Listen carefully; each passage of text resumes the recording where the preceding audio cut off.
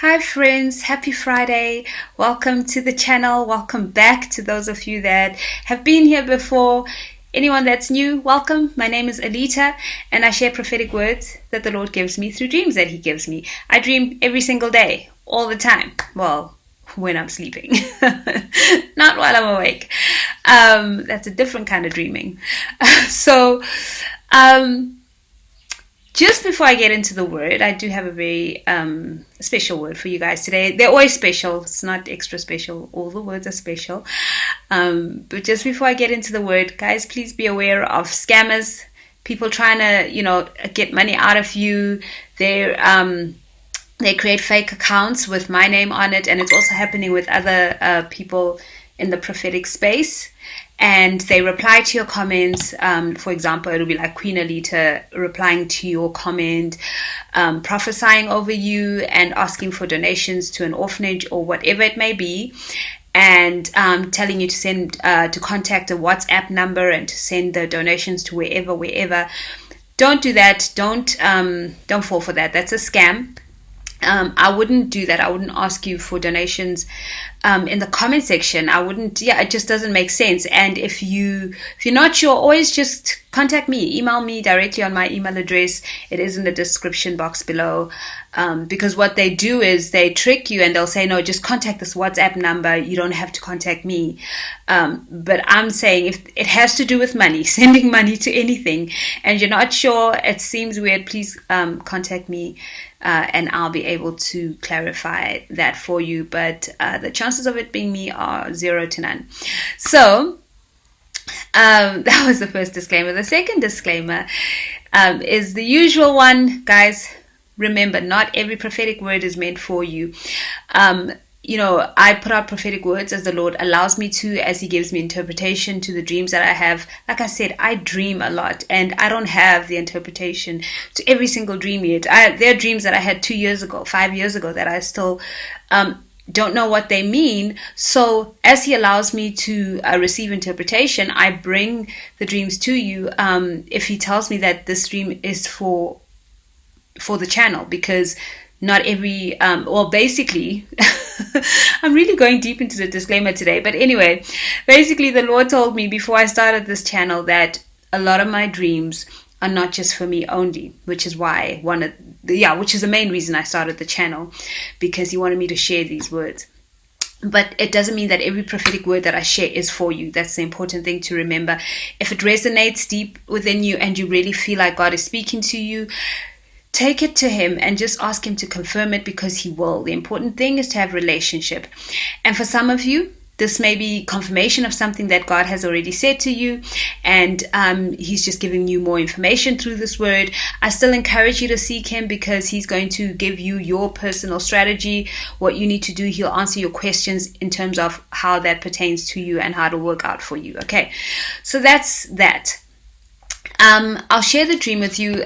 These days I seem to forget to be telling you guys when I had the dream, and I didn't jot this down, so let's see if I can get it quickly. Oh man, I think this dream was on...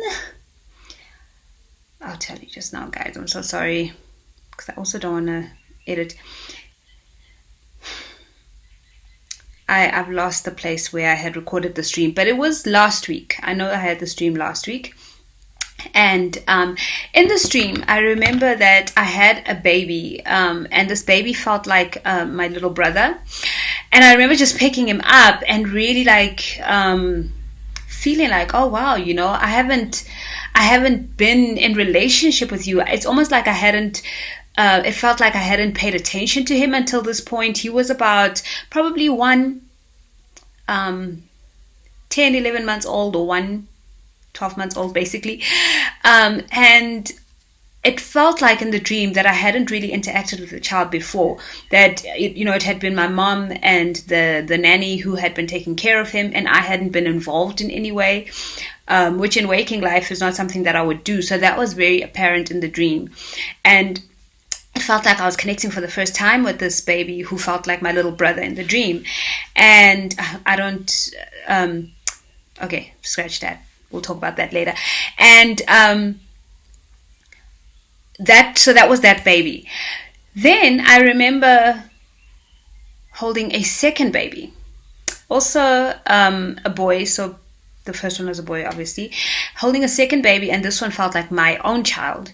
And I just wanted to say, with the first baby, I knew there was something I forgot. The one that felt like my little brother, he was talking to me, and I was just so fascinated and amazed, and just like thinking how cool it is that he can talk.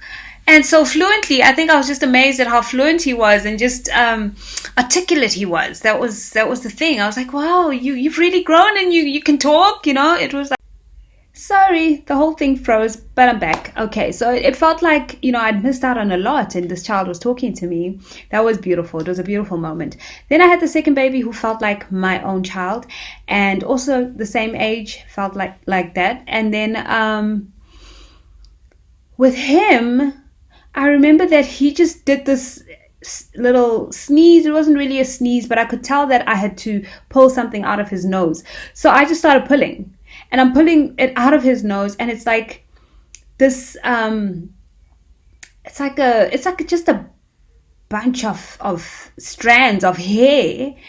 And I just kept pulling him and pulling them and pulling them. There was a lot of hair coming out of this child's nose. And I just kept pulling and pulling and pulling and pulling. It was really long. And then eventually got to the end of it. I just want to say, as I was pulling it, I was just really feeling like, oh my goodness, how could I have neglected this child like this? What on earth was I doing? What was I thinking? How could I have done this to my child? Or just neglected? I felt like I had neglected him.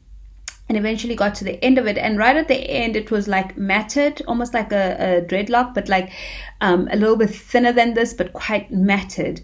And as I pulled that, I knew that piece was going to be slightly painful. That's what I expected. So I pulled it out, and the child just like winced a little bit. It wasn't like this major thing, and that was the dream. So I woke up thinking, wow, I just knew that this was a good dream. I knew that there was something positive that the Lord was speaking in this dream, right? So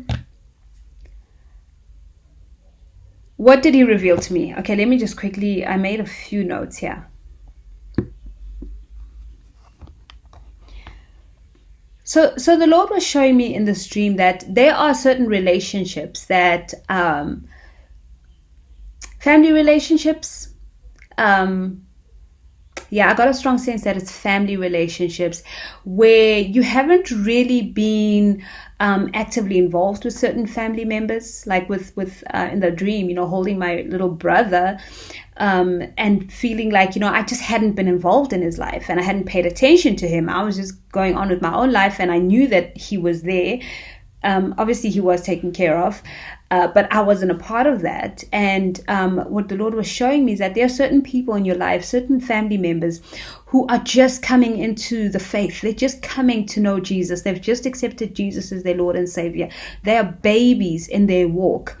And you have been living your life on your walk, on this journey with the Lord. You've been through your wilderness. You've been through some things with the Lord, and you just were never part of this person's life or certain people. And what the Lord is showing you is that this is the time now for you to be a part of their life, for you to be a blessing to them. It's like God is going to bring He's bringing you to their attention. So you need to start paying attention to them. This is what I wrote here. Pay attention, or start to pay attention to them, because they're at a critical point in their walk with the Lord. They're right there where they've accepted the Lord, and they are, I actually think that they have accepted the Lord. They've they're kind of starting to really go into the things of the Lord and learn, and they're reading the Bible and stuff like that. And it's almost like they're ready for more solid food. They're ready for some kind of companionship. They need someone to hold their hand through these things, because just like many of you, the church failed you. You found that you really didn't find anyone that was walking with you. Yes, you may have been part of a congregation. You may have gotten caught up in the illusion of, this is good because I'm at church on Sunday or Saturday, whenever you go to church. And it may have felt good because you're doing the right thing. You're in church, you're part of a community, but you didn't get what you needed. You didn't get that relationship that you needed. You didn't get total acceptance. You were just there, but there was no one was walking with you. So some of you have experienced that. And the Lord is saying, He allowed you to go through that. He has taken you through your wilderness. He has taken you through a journey of healing and processing stuff so that you may be a better handholder than what you experienced. That you can walk with people. And He's saying, start in your family. He's saying, like, you know how Jesus said, first take the gospel to Israel and then out to the ends of the earth, then to the rest of the world. God is saying, start in your family, and then you can be that minister to everyone else. And I'm not saying stop ministering to everyone else if that's where you are right now, but He's saying there are people in your family that need you, that are going to need your guidance, they're going to need your help, and God is going to highlight them to you, because He's saying, He wants you to pay attention. He'll bring them to your attention. And then for some of you, I think with my son, he represented someone that's really dear to you, someone that's really close to you. For a lot of you, it is a child. It is one of your children. And for those of you who don't have children, it's someone that's really close to you, that is almost like, they're in your care, someone that you really care for. And it could be someone younger, it could be someone older. It doesn't have to be a child. And God is saying that you may be feeling guilty, that you've neglected them, in a sense, that you have spiritually neglected them, that there was something that this person has been going through, and you just weren't there for them, and you feel like you start to have all these feelings of guilt and shame. And the Lord is saying, it's not about that. He doesn't want you to condemn yourself. He's saying now is the time for their deliverance, and He wants you to be a part of that. He's saying by your hand He will deliver these people or this person, and He doesn't want you to find yourself in a space where you're feeling guilty and feeling like, I should have been there, I should have done something sooner, I should have paid more attention. He's saying, forget all of that. Everything happens for a reason and in its timing, and He has 1,000 solutions to many things, right? So He's saying now is the time for that person's deliverance. Me pulling all of that hair out of the baby's nose was a deliverance process. That's the first thing that came to mind when I woke up. It was like deliverance. This dream is about someone's deliverance, and God is saying He's delivering a lot of people right now through you, of things that have been there for a long time. They've really accumulated. They've even affected this person mentally. There's been some kind of mental obstruction that this person has, because when something that big, the amount of hair that I pulled out of their nose, that's directly, in contact with the brain. So if someone was to stick a Q-tip up your nose, like what they do for COVID testing in some places, they actually can reach a part of your brain because of how far they can get it in. So somehow there was some kind of blockage. There was some kind of mental blockage. This person may have manifested in them in just a learning disability or something that affected them in that way. But it is time for their deliverance. That's what the Lord is saying. And He's going to use you.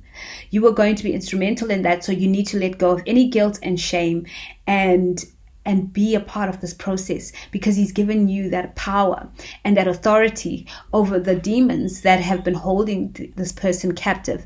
And this brings me to this beautiful scripture that Jesus spoke in Luke 4 verse 18 to 19. And it says, "The Spirit of the Lord is on me, because He has anointed me to proclaim good news to the poor. He has sent me to proclaim freedom for the prisoners and recovery of sight for the blind, to set the oppressed free, to proclaim the year of the Lord's favor." This was Jesus speaking. He was quoting Isaiah 61, right? And he was speaking, he was saying this was at the beginning of His ministry when he spoke these words. This was, I think it was when He was in His own town, when He was in Nazareth, I think, and He was even saying there that, a prophet is without honor in his own hometown. He was starting out His ministry. And what God is saying is, this is what He is calling us to do with the people around us, in our lives, in our personal lives, in our family right now. His Spirit is upon you, because He has anointed you to proclaim good news to the poor in spirit. He has sent you to proclaim freedom for the prisoners and recovery of sight for the blind. You are the one that God is going to use to help people see, because you've been there. God has shown you, and you are going to bring deliverance to someone. He is equipping you. Jesus came to be an example. Jesus delivered a lot of people from evil spirits and oppression and all of that. And he's saying you are going to do that as well. And you're starting in your family.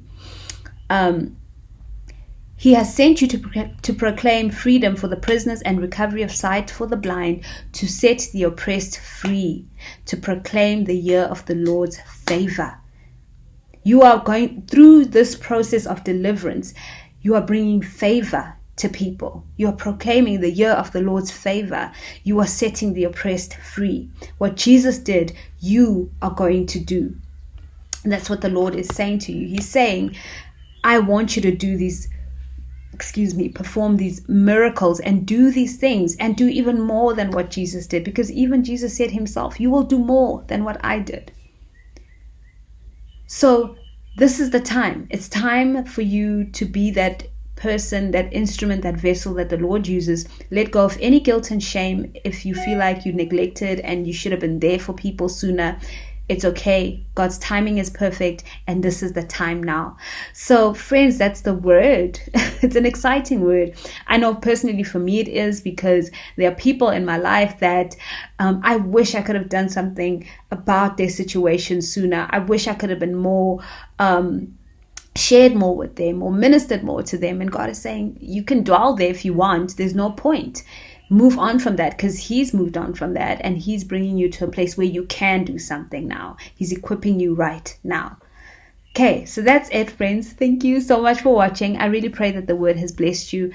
And I just thank you guys, as always, for just your support, for your love, for the positivity in the comment section. I'm mind blown. I know I don't always reply, but I read each and every single comment, and I'm really grateful for just how amazing you guys are. And I did do a live a few days ago. I just felt the urge to do one, and I was testing to see if I should do this more often. And I just want to know what you guys think. I don't know if I should whether I should come on live once a week with the prophetic word, or do a teaching live, or whatever, however God leads. But I really do enjoy the interaction. I just struggle sometimes with keeping up with the comments on the side and saying what I'm saying, because when people are watching the replay, it's like it feels interrupted if I'm interacting with the comments and trying to teach what I'm teaching. But that's okay. It's part of a live. So let me know what you think about that, guys. And until next time, remember that God is a good Father. He loves you so deeply, and you are so special to him. I'm in a race right to the start. They try to left me